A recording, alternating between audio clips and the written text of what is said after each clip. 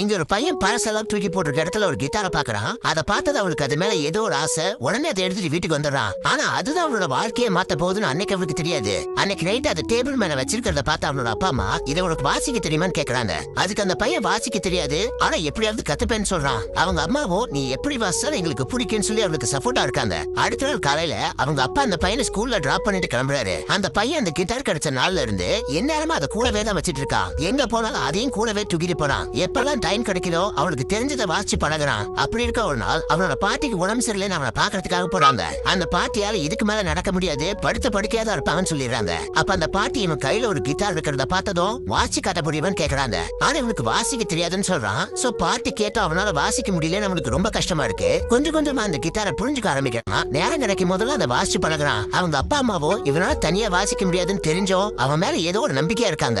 ஒரு நாள் இவன் ஸ்கூல்ல இருக்கிற பையன் டீமா சேர்ந்து இவனை வம்பிழுத்துட்டு இவன் கையில இருந்த கிட்டாரை போட்டு உடச்சிடுறாங்க. அதுல அந்த பையன் மனசுடைஞ்சு போயிடுறான். அதை பார்த்து அவங்க அப்பாவுக்கு கோவம் வந்து அந்த பையனோட வீட்டுக்கு டைரக்டா போயிடுறாரு. போய் அந்த அப்பாவோட பையனை மிரட்டி அவனோட பையனுக்கு புது கிட்டாரை வாங்கி தர வச்சிடறாரு. இப்படி அந்த பையன் கஷ்டப்பட்டு அவனோட பாட்டிக்காக கொஞ்சம் கொஞ்சமா வாசிக்க பழகி பயங்கரமா வாசிக்க ஆரம்பிச்சிடறான். அதுக்கப்புறம் போய் அந்த பாட்டி கிட்ட வாசிச்சு காட்டலான்னு போறான். ஆனா அதுக்குள்ள அந்த பாட்டி இறந்து போயிடுறாங்க.